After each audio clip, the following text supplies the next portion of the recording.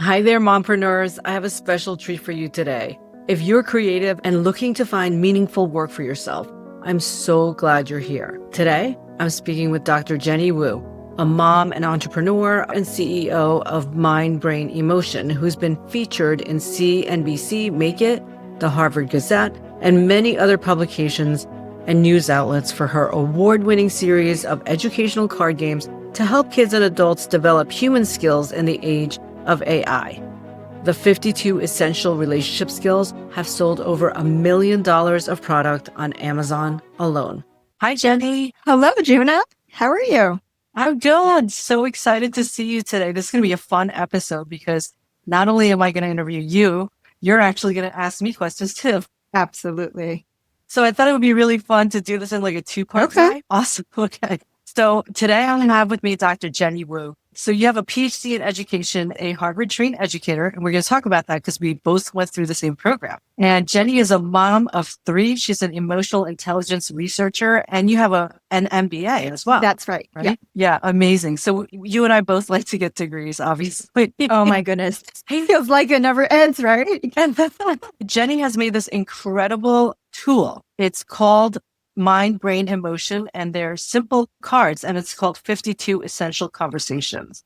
And you have a whole different array of card decks, right? That you could use to teach social emotional learning to teens and just even adults. That's right. So she's going to tell us all about that. And we're also going to go into entrepreneurship for moms. I think you and I are similar, very involved with our kids, but at the same time, we have a career and we probably have a passion project. I'm sure that this is your passion project because I can see it in the way you talk about it and all of the interviews you've done.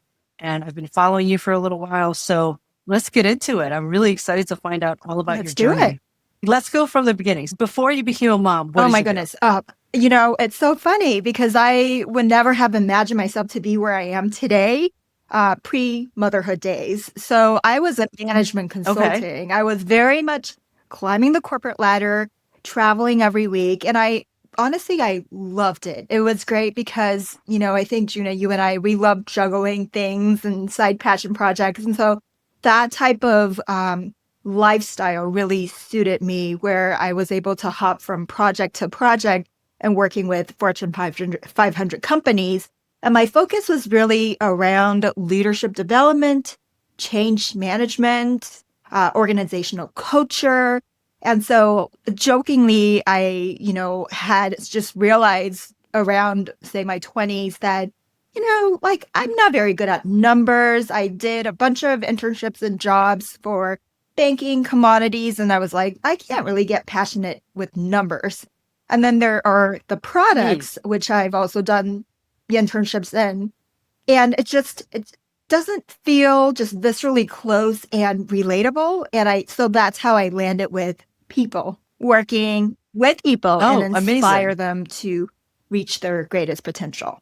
Amazing. Okay, so you've been doing this all along. This has been your passion all along. And what did you study in college and where did you work for management? Yeah, I studied business administration with an emphasis in informatics.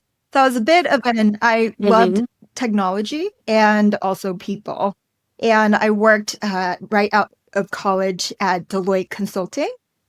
So it's one of the consulting firms, and absolutely loved it. All right. So that explains a lot to me because you're such a great speaker and obviously you're so well-versed in leadership and all that. But then you had 3 kids, right? Yeah. Fast forward.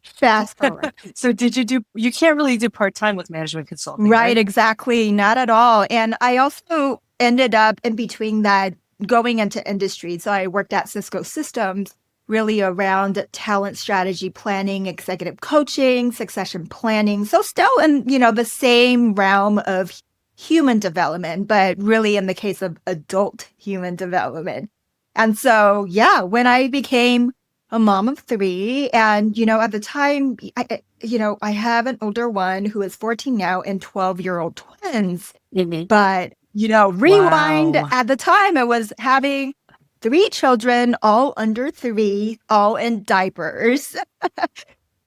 So, Wow. yeah, honestly, everything I had been teaching about composure, right, finessing, and all that good stuff went out the window for myself. And I'm like, I'm such a hypocrite, Oh my right? gosh. Like, I need to get myself in order and figure out what is happening. I love that because, I've been studying mind body medicine and, I teach meditation, I teach about the brain and all of that. And people are always like, wait, but you teach about this. Aren't you calm all the time? I'm like, no, of course not. That's why I learned all this stuff. Exactly. Right. Right. Right. One, it's very much stemming from our own struggles. And two, we're being the Mm-hmm. lifelong learners. We want to learn and we will want to make an impact and help other people. So I'm with you on that, Yes. and actually with emotional intelligence, one of the first thing I say these days to debunk the myth is that even Mhm. emotionally intelligent people blow up. I was like, let's just Of get this course. straight. Everybody, like if we're Yeah. human, we have our regrettable blow up moments. But the key is really knowing how to repair our relationships and maintain friendships. I mean, emotions are such a big part of the human experience. It's not like we're excising it from ourselves just because we're learning about emotions. Exactly. I think it was, Yeah. Susan of the Harvard Medical School who said, if you don't want to have any emotions, then you essentially have the dead people's goals, right? Yes. Okay. So now you're home with three little kids. You can't do full-time management consulting because that takes a lot of travel. So how did you end up at Hugsy? So we both, I found out about you. I think I saw you on CNBC where you were talking about this incredible business you built around these cars, which you'll talk to us about more. Um, and then I found out that you had gone to Harvard Graduate School of Education, which is where I went to school this year. I just had my last class I cross-registered at MIT this semester. So I took all these entrepreneurship courses at MIT Sloan Business School, and I'm just finished.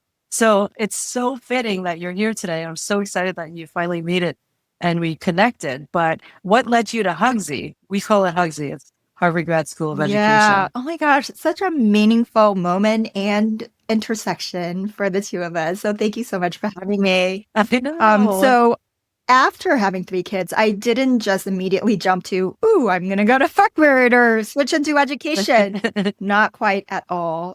It was a bit windy in the sense that I was trying to figure it out. And so I had tried a bunch of different arrangements from stay-at-home mom briefly for when my first really was there, and then the twins at the beginning of their, first year. But then I was the contractor mom. I was still sort of tied into the industry and doing gigs and contracting roles that were coming up. And then I ended up actually starting an Etsy business. So I was that DIY Oh, crafty mom. And yeah. And that wow. really, Wait, so you're a true entrepreneur. I love it. What were you selling on Well, Etsy? imagine a mom with three kids, right? What do you usually do? It's the birthday parties, it's, the shirt designs and all that good stuff. So I did photo booth I props, love yeah, it. birthday banners. And when I had twins, either fraternal, and I just didn't see any sort of really wittingly clever twin onesies and shirts. And I decided to create my own. And then lo and behold, I realized there was a demand when my friends were asking for it and the multiples, twin group. And so, I love yeah, this. yeah. Oh my gosh. So when I was on pregnancy leave so I'm a physician by training, so I'm a radiologist and I was on my maternity leave and I actually sourced onesies from when they didn't have organic back then. I'm dating myself, but they didn't have organic Mhm. onesies back then. So I sourced my own and I was going to start a business. And then of course I went back to work and it kind of went out the window, but I had my organic onesies when nobody was Oh selling my them. goodness. Yeah, colored organic are the Amazing. brands. And it's so funny. Yeah. And I love it. you would not believe just even at that time, serendipitously, I ended up getting hooked up with Raffinelli Events, which was a huge event planning company here in Boston. And they did, Chelsea Clinton's Okay. wedding, just a lot of high profile celebrity, politician type of events. And so I think it was the combination of being crafty, but also putting on the prior, corporate management consulting hat. I was able to really custom design a lot of things for them. And that actually enabled me to make a Wow. living at the time as an Etsy mom. Amazing. So you actually successful at Etsy. That's amazing. Did you learn how to get in front of the algorithm somehow? Like, or is it really that if you create a product that's in demand, you don't really have to hack the algorithm because the algorithm is really there to help people find things that are actually popular or in demand, Yeah, yeah. right? So how did you figure out Etsy? At the time, I didn't know what Etsy was. It was earlier on in the Etsy stages. It wasn't until a friend at, my son's birthday party said, "Hey, people on Etsy would buy these things." And I was like, "What's Etsy?" And so it was trial and error. And I definitely can't take credit knowing, being savvy with the algorithms and stuff. I think maybe just finding niches that you're passionate about, but didn't quite exist at the time. And so maybe I was rather on the forefront when it comes to creating photo booth props because photo booths were just becoming a thing. So kind of really more forecasting, understanding the market trends, which is, yeah. I love it. But did you do it naturally or did you do research on it? Yeah, I had my wedding, which I made my photo booth props. So in some way, it's very organic, but certainly I started branching into, at the time, Mad Men. The show was huge, obviously 007. So I did some research and realized, for example, there were photo booth props for theme parties. And so I created my own Mad Men themed photo booth prop set or the 007, and that just became a hit. So iterative, understanding the cues from the market and doing more research towards, other things that you can expand. Amazing. So it was out of your need and somebody would tip you up like, oh, other people would like this. And then how did you manufacture it? Oh, I made everything at the time. Yeah, at the time. By hand? Absolutely by hand. The onesies? Oh, no. I got the blank onesie organic shirts. Yes, but at the time. Oh, and then you put a design on it? You do the vinyl design, you cut and heat press everything. And so at the time, Etsy. So you did it by hand. You heat press yourself. Yeah. Oh my gosh. And amazing. That was the policy for Etsy. Everything had to be handmade or majority of handmade element. And I enjoy that. It's very therapeutic for me. And so that's amazing. So do you still have that store? If you go on Etsy, it's Live, Laugh, Love. Or I think I might have renamed it to Prop Mama. It's still there. You'll see over 2,000 reviews from customers and, getting reviews. That was amazing. That was really 5-star. That was another learning. But I no longer, it's incredibly time consuming. Oh, okay. Because you're shipping and you're things. Hand making. Yeah. So you actually made a living out of that, though? I obviously 3 kids. I wouldn't call it sustainable, but there were some periods where, being the cash cow of not just Etsy, but really meeting, say, Raffinelli events, right? Doing custom design. That was really nice. So you made photo props for Raffinelli events? No, you would not believe the things they had me make. Actually, I did make photo booth props for them, custom for corporate conferences that were scouts camping oriented. I've also made thousands and thousands of lanyard for, I think this might have been even the IRE, some kind of financial convention where I ended up employing a lot of fellow moms and stay-at-home moms. So they were able to make a living because I had incentives and if they could hand make these number of lanyards, so I wanted to bring other people in. And then, of course, I also made just very these are ginormous pinwheels as table centerpiece for bar mitzvahs. And the coolest thing I had to make was little bracelets. It was for Michelle Obama's Let's Move Kids campaign for eating healthy, and it appeared in the White House. So that was really neat. Amazing. Wow, you're a creator. I had no idea. Okay. So now fast forward, what made you apply to or Harvard Graduate School of Education? And I think it was the same program. I don't know if it was called the same thing, but I went because it was called Learning Design Innovation Technology. And I really wanted to come back and learn about all the AI stuff. So that's why I went back to school. And I think it was a similar program, but it was called something different. It was a little bit different. It was more anchored on developmental cognitive neuroscience. So at the time, it was called Mind, Brain, and Education.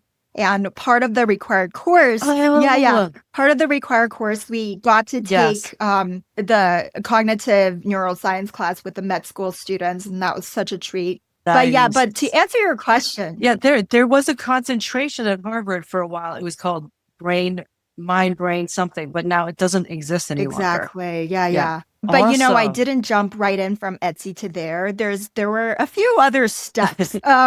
So when I went, Oh my God, I love this. Yeah, I love that you had all these other things going on. yeah, yeah. Okay. So to peel back the layers, after when it was time for the kids to go to preschool, I was like, Mhm. oh, I was getting a little burnt out hand making stuff. And also, it was the first time in my life where I was able to have a breather and actually sort of have some empty space, right?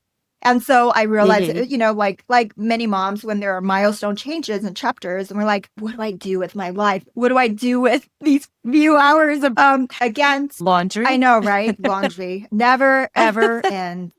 But again, I was serendipitously. I had a friend, my oldest son, were classmates at this old other Montessori school. And they were moving on to a different one. And she mentioned, this is a great one. It's bilingual. They're just opening. You should check it out. I checked it out, loved it, and then ended up finding out that they were short of a director for the school that's about to open. And so somehow Whoa. talk my way into being the administrative director for this my bilingual Montessori school.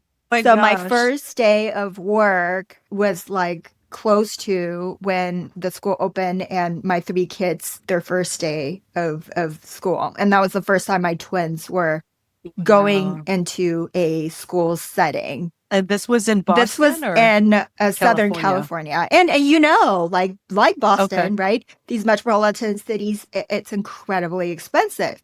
So my reasoning was Yeah. I managed to negotiate free tuition for all three, plus some salary, but it's the tuition that counts, that's free. And then obviously I need to learn, about this whole education thing and like first time parent, what do I do? So I figured what best way to learn to just become a part of that environment. And so those were my reasonings. Wait, that's incredible that you talked yourself into being the director of Montessori. My kids went to Montessori too, in New York, Yeah. of Oh, love course. that. But that's amazing that you were a director. And how did you convince them? You didn't have an education background at that time, I right? didn't, but it was an administrative director role. And so, very much, I think, in the Mm. management consulting, working with people, processes, business processes, it was very transferable. And I really Hmm. enjoyed, like back in the days, I mean, I was a hostess at Denny's and different restaurants. You're the face of a school, but it's the human to human connection. So I think just like channeling those things, I was able to really sell myself. And yeah, it was a great experience. Love it. Okay. And then finally, how did you end up going back to school? So you did a lot of other things, obviously, and you were just volunteering like a lot of moms. You actually went and got paid and had actual positions, which would you recommend that to moms who are younger than us? Because I think, one thing that I regret is, I mean, I was a part-time doctor for a long time. So I went from like full-time to 4 days, 3 days, and then shorter days until it was almost like trickling down. And then I decided I had the foresight for, when my kids go away to college, I'm going to be sad. Yeah. And I was like, I'm going to have to find something that's going to be sustainable for me, spiritually and something that I love to do. So that's how I started getting into mind body medicine. And then there's other stories around it. But yeah, so that's when I started nurturing this other side, this other career. But I never really dove into it until really recently, until my kids went to college. So how did you manage and like how did you do all this? And yeah, what is your advice for moms at home now? Because I think moms should always be thinking about what's going to happen in the future once their kids leave.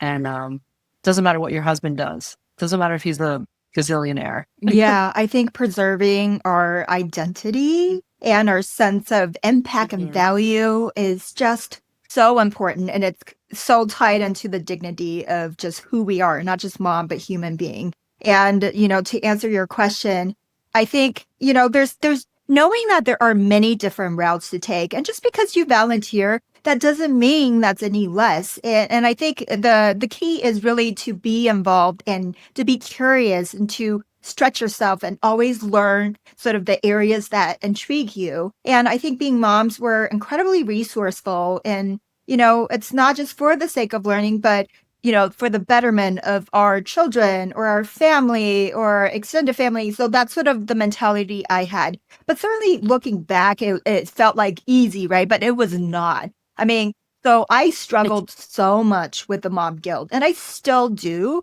And there were times where I was in my darkest days of just feeling stuck and feeling yet, it's just like such a mixed emotion.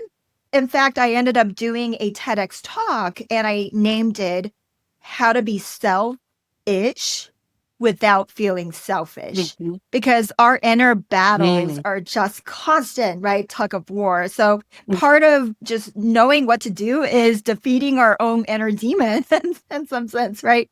So in short, I would highly encourage moms to find their own thing, right? It could be anything, but have something that you can call your own, because you're right, Juna. I mean, when the kids are off to college, who are you, right? And what do you love? Well, I'm also going to emphasize that volunteering is awesome, but I do think that being able to pull in a paycheck is that confidence builder. And I know that, we live in a well-off suburb of New York, and I know that most people don't have to work. Let's say, maybe a lot of the moms, not all the moms, but a lot of the moms don't necessarily have to work.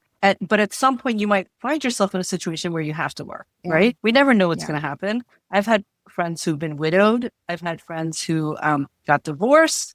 Lots of different things can happen. So it's always a great idea to be able to pull in some cash, no matter what you're doing, which is why I'm so interested in entrepreneurship. I think in my deepest desires and in my heart, I've always been an entrepreneur. I love everything you're doing and telling me, because I wish I had done more of that. I mean, I'm starting now, but I just love the entrepreneurship journey. And I think it's so much more important now than ever before because of AI and everything that's going to be changing. And even for our kids to understand entrepreneurship and how to pull in some cash. Yeah, so well said. Yeah. So I really admire you, Jenny, for having started early. So if you have any mom guilt, I'm going to tell you, because I'm a little ahead of you, don't. Thank you for that. You're doing great. And I really am so I wish I had done more earlier as you are now. I mean, I was a physician, so I guess that's working, but it was not my own practice. So I could have probably pushed on becoming an entrepreneur in medicine, but I didn't. So I really commend you for that. And release that mom guilt. You're doing amazingly well. Thank you so much. That means a lot. You're not going to regret that. Yes, you're not going to regret this. I really think you're doing the right thing. But tell me more about what other things did you do before? Okay. So how did I jump then from Montessori to Harvard? Well, it actually. Did you have other businesses in between? No, it was still just contracting speaking gigs or doing Etsy a little bit here and there on the side. But actually, pulling in income is amazing. And it is truly a confidence booster. And I would say maybe but I was getting a little burnt out at the same time. So again, maybe serendipitously or just timing wise, I ended up getting laid off. And it was because the CEO was, got voted out by the board, and there were just lots of changes. A cadre of employees ended up leaving, and I was, at that time, shifted my focus in working on strategic projects on how to monetize the classroom for elementary over the summer. So I had international immersion programs, all kinds of stuff, but, so anyhow, they gave me a great severance, and I was I was feeling a little burnt out, and it was actually time for my oldest to move on from Montessori. So it just kind of really all connected. And again, I started having this question, what should I do with my life? And that was when, I was I really want to learn even more about child development, about the science, behind it, the research, because being in a Montessori school, the pedagogical stuff I learned was great and I wanted more. And so I had toyed with, going back to school. and ended up just to test it out. I volunteered, right, or interned at a research lab at the University of California, Irvine, working with PhD students and investigators to understand. And I was like, oh, I could see myself like in this working in this capacity in academia. And so that was really when I decided we were in Southern California, go anywhere, it's going to be Harvard. So I basically applied to Harvard and locally the UC Irvine institution. Amazing. So did you move here to Cambridge for a year? Yeah, thanks to a supportive partner, we moved the whole entire family over to Cambridge. And it was, we saw it as a way to get out of we call it the orange curtain, our own bubble in Orange County. And to really experience how cool would it be to experience as a family and really allowing our kids to see the East Coast. So that was our reasoning. And at the time, my partner was doing a Georgetown virtual program. And so it kind of just like worked out. We ended up graduating in the same year. So he got to walk at Georgetown. And I, obviously you're about to walk, for Hugsy. So yeah, so it was incredibly experience because we ended up traveling almost every single weekend to nearby states and sightseeing. And, like at the time, oldest was going to be going into first grade. So it was kind of my way of also embarking in education journey with my son together. And yeah, we went to, for example, New Hampshire, which he would always say, New Hamster, just establishing really, really good memories. Yeah. And what better place to be than Harvard Square and Cambridge and MIT? Like there's so many things going on all the time. I see kids all the time. And, my son actually went to Harvard College. So I visited him all 4 years. And before that, I was involved with the Harvard Medical School for the past 10 years now. So I've been going up for years. And now I'm going to go into the same graduation ceremony that my son did 4 years ago. I know, because, Harvard is like, they have every single school, as you know, in the same yard graduating at the same time. And then you have your little graduations afterwards, but it's the same one, which is when I went to see his graduation, I thought it was just the most unique and interesting graduation I've ever seen because they have that civil servant guy. I mean, it's just so interesting. It's so historical. I'd never seen anything like it. So we're very excited for that. But yeah, congratulations. So when you were at Hugsy, when did you come up with Mind, Brain, Emotion? Because that's what I saw you on CNBC making it. I think a lot of entrepreneurs watch that show or would be entrepreneurs. So if you're listening and you haven't watched that, it's a great show to watch. Like I loved your story. I also loved Solid Core. Do you know the Solid Core founder? Like a Pilates studio. I've been going to Solid Core every single day for the last 3 weeks. Anyway, that's a good one to watch too. She's like a single woman founder. But I loved your story and I was so excited that you went to Hugsy. So yeah, that you went to the same program as I did. Absolutely. Yeah. So tell us how that came about. And you were at the Innovation Lab too, right? Because I participated in the Innovation Lab as well. Yeah. So it really came out of a class project, believe it or not. Which Building class? a Democratic School Workshop by Dr. Linda Nathan. Oh. Traditionally that one is really for school leaders and that school leadership superintendent sort of track. But for some reason, something about the description of this class and, highly reviewed. Usually, you have to write an essay to apply to get in. And it's super intimate and small. Yes. That I was like, I really want to know how it works and learn. And, that's the thing, right? People don't even realize when you first get there, a lot of classes you have to apply for. The ones that are in demand. Yeah. And you may not get I know, right? But that was the class where people built like little models of schools and stuff. They too. built models of remember. schools. Yeah. My idea really started as a parent school, a community center for parents. Interesting. Yeah.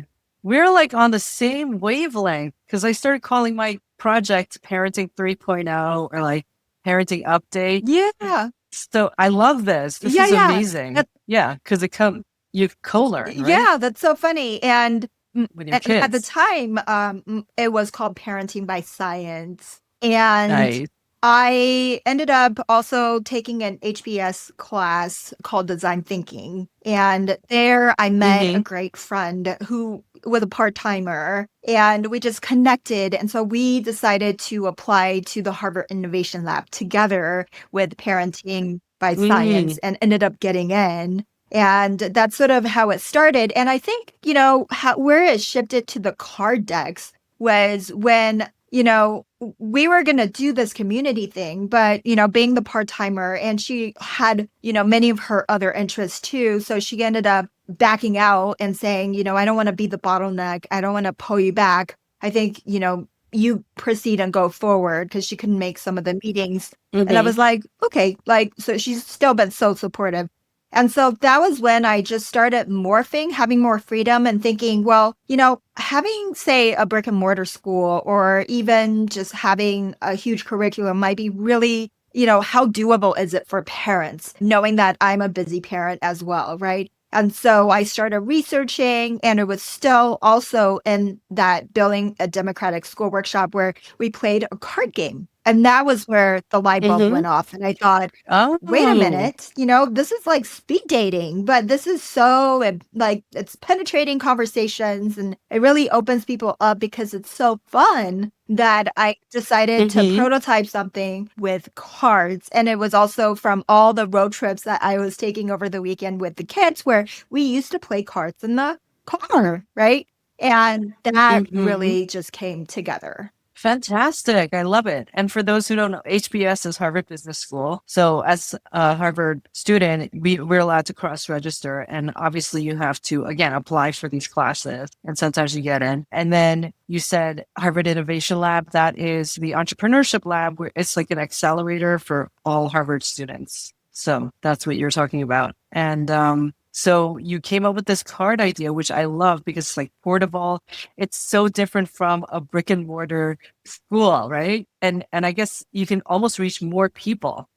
Exactly. Yeah. And at the time through my research, I realized all these like social emotional human skills resources were really modern, up to date, or even like engagingly fun or appealing to the actual users. And for those that are evidence based, they're really situated in private school settings where, you have train the trainer, you have facilitator resources for that. So I really wanted to distill these information, and especially as the first person in my family to graduate college, I wanted to bring it in a way so that the average Joe or average Jenny like me could really consume, digest, and apply in their daily settings.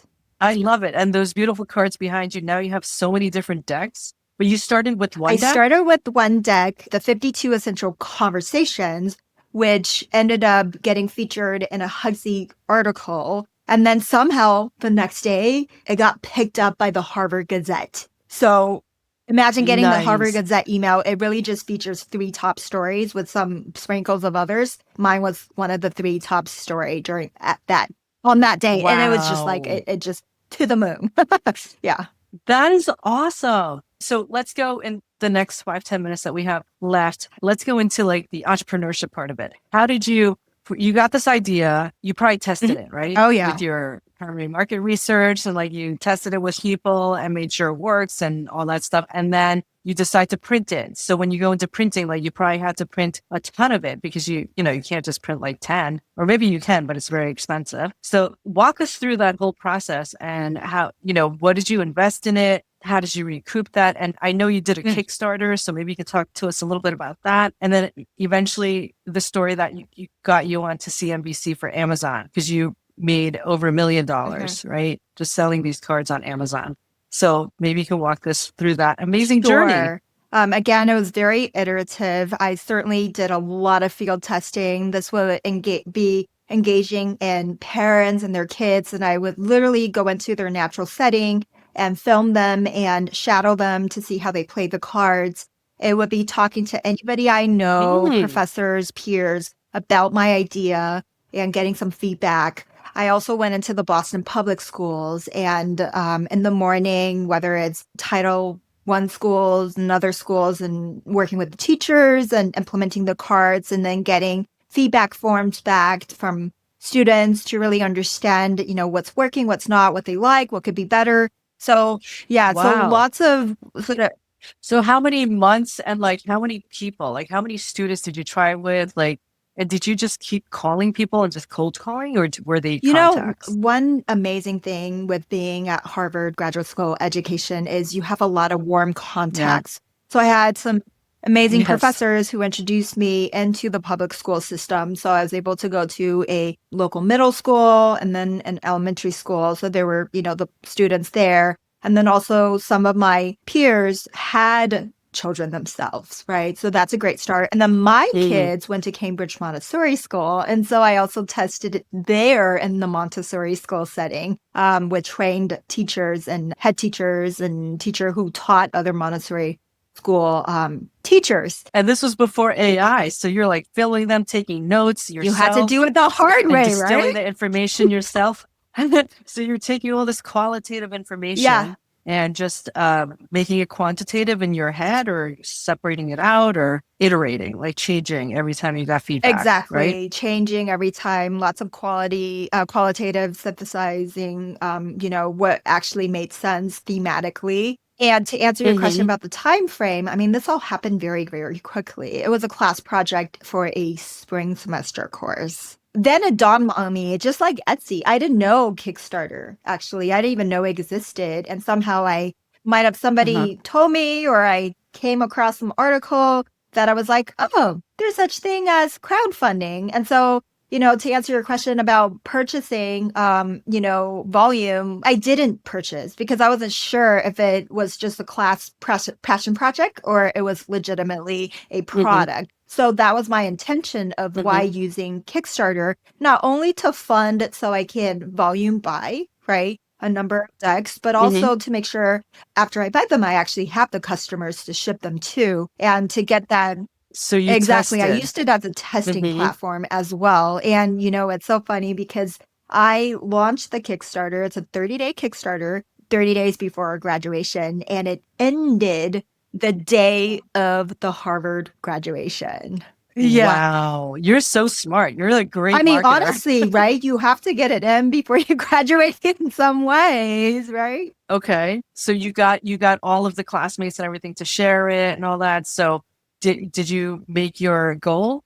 What was your Yeah, I goal? did. I forget. I think my goal was like 2,500 and I ended up doing over like 10,000. 4 times that. That's Yeah, awesome. yeah, They say always like go low on exactly. Kickstarter so that you go over Exactly. Yes, yes. That is approach. But was it all people you knew, or was it really just organic traffic, or did you take out ads and tell people about it? What did you Yeah, do? it's so funny because I really would encourage people to look into Kickstarter because one thing that surprised me is that it's not just domestic funders, and these are early adopters who are interested. It was really Kickstarter that helped me Mhm. to build a global footprint because organically, I Wow. think some of the backers on Kickstarters, people who fund your project, they are just intrinsically interested in new technology or methods of, learning, doing things, and they are highly supportive as well. So that really helped. But certainly I was guerrilla style, relied on grassroots,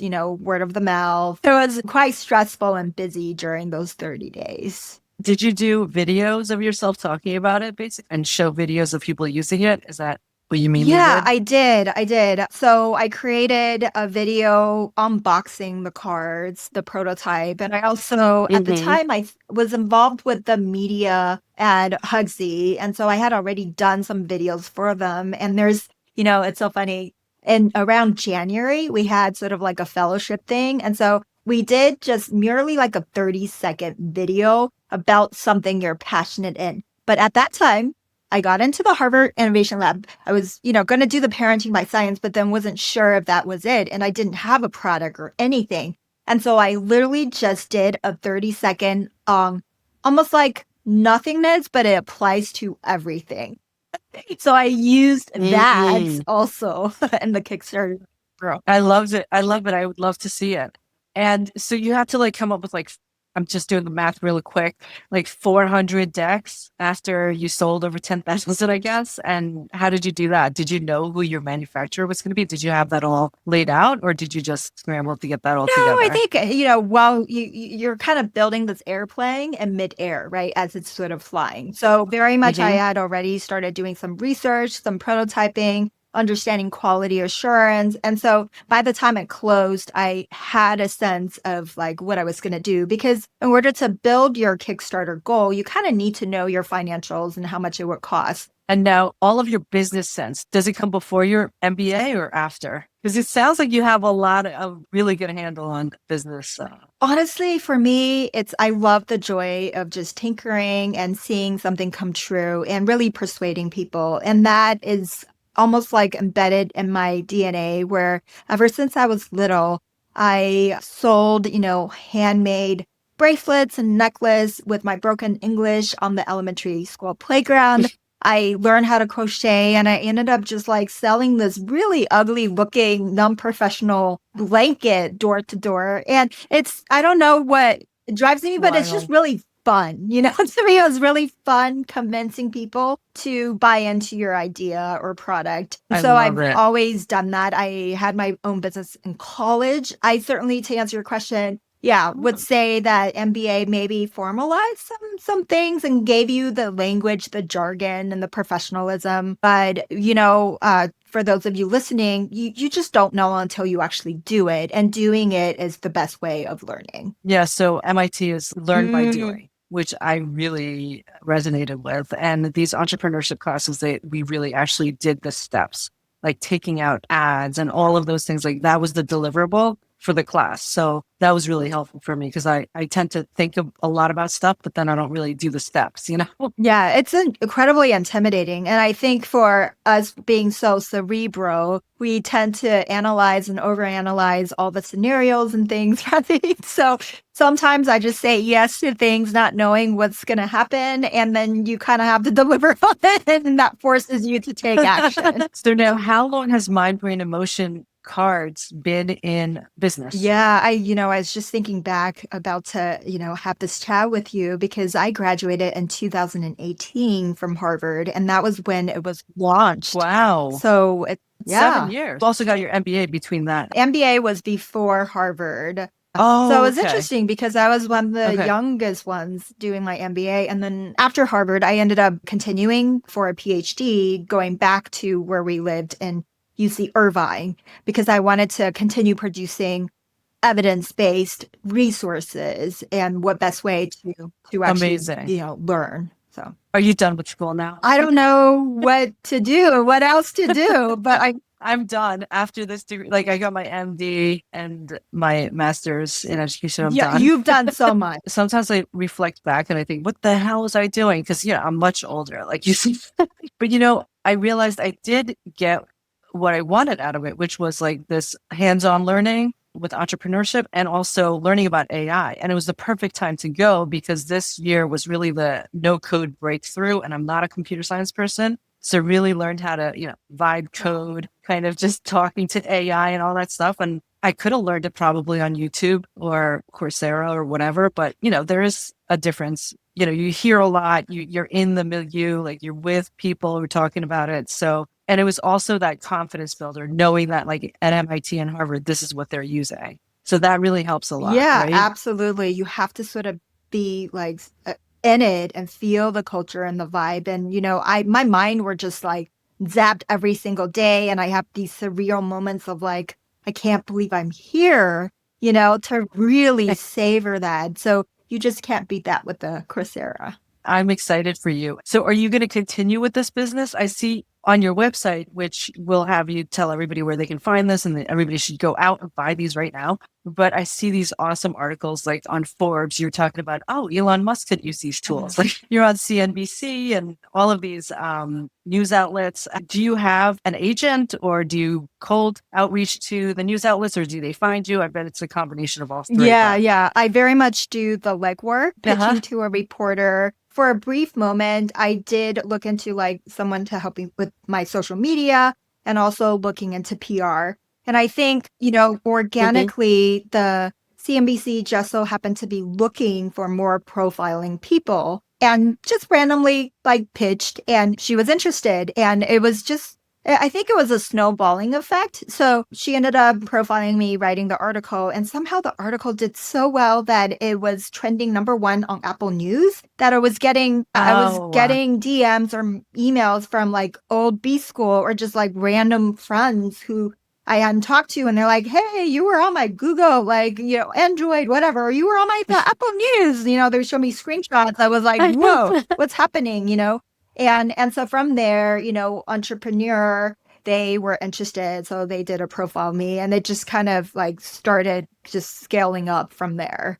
But interestingly, yeah, Forbes, the Elon Musk piece was actually written by someone who I gave guest speak talks at this Harvard class, and she really fell in love with it. And she's a contributing writer for Forbes and Harvard Business Review.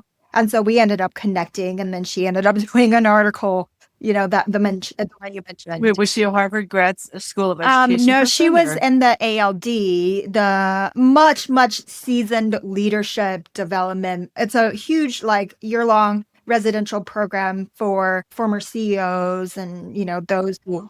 Oh, yes, the Harvard leadership. Yes, I know that program. Yeah. Yes, they invite people to do the year. Yeah. I know which one you're talking about.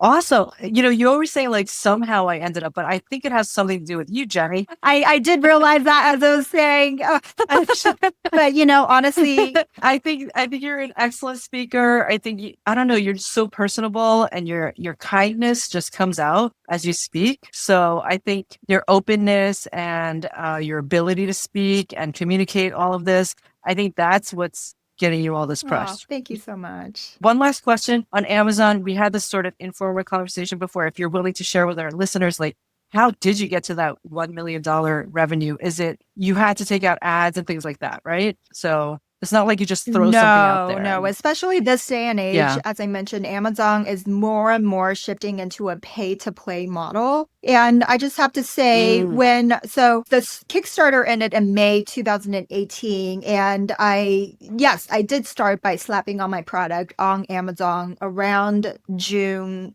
or July. And that's because when I was doing Etsy, I started experimenting also with putting my stuff on Amazon. So I already kind of had a base of understanding at least how to create a listing, all that just basic stuff. So that's what I did. And I would say the Harvard Gazette, right, that feature really generated a whole lot of traffic on both my website, Amazon, even like at the Harvard bookstore, they reached out to ask about the products. And so I think that gave me a bit of a boost. But certainly over the years, you would need to dive into some research around how to build a good listing, your keywords, right? And you absolutely need to know how to put out an ad, what sells and what do people really look for, those technical things. And so that's what I did over the years to really understand how to surface your listing to essentially page 1, which is the most trafficked area when people do a search. Wow. So you learned this yourself. Yes. Awesome. I love it. And I want to have another conversation with you where we go through all those steps. That sounds amazing. But I know there's like an art and a science too, maybe more science, more data driven in the ability to get your product to come up on Amazon. It takes real dollars. Like you have to commit to some ad spending in order to get the sales. Yeah, definitely. And I think Etsy's the same now too, right? I'm not familiar with that. I didn't do any ads at the time for Etsy, but I'm pretty sure it's similar now. And if somebody was starting out with a product now, would you recommend that they go on Kickstarter and then do Amazon, or would you stop at Etsy? Or would you just go on your own website and try to sell it? Yeah. Do you have to go on Amazon, or is your product just good for Amazon? I actually wrote an article on CNBC all about this and the factors you need to... I love it. We'll put a link on there. The factors you need to think about to evaluate which platform is the best, or the combination of platform. And that really has to do with your margins, right? And the nature of whether it's products, services, and, all that stuff. So maybe we'll link to the article, but certainly you there's no one way. There's no formula. You have to understand your audience. right? And your monetization strategy. I'm going to start some entrepreneurial courses. I teach at the Juilliard School, and musicians could really use some entrepreneurial skills. But I'm also starting a passion project of teaching moms entrepreneurship, because I think it's such an important skill, and I love moms, and I wish I had started all this earlier. So I'd love to brainstorm with you and have you be involved. That would be so cool. That would be super fun. Yeah, I love it. So thank you for sharing all these insider story with us. Thanks so much for having me. This was fun. So congratulations. Amazing. And now part B, you're going to ask me questions. Oh my goodness. I'm sorry. This lasted a lot longer than we thought. So I can stop this recording and then we can start the next one. Jenny, thank you so much for being here. That was amazing. I had so much fun. I learned so much. Can you tell everybody where they can find you or where they can buy your cards and all that? You can find all my stuff on mindbrainemotion.com. I do have a ton of free resources like assessments by age and grade. And so there are 12 decks of cards. You can also find them on Amazon. Just search for 52 Essential something coping skills conversations. And feel free to connect with me on LinkedIn and Instagram at mindbrainparenting. Mindbrainparenting. And we're going to put links to all of that too. Thank you. Thank you again for your time. I love this conversation. Oh, thank you for having me. And listen to part B when Jenny asks me questions about parenting. I hope you enjoyed that as much as I did.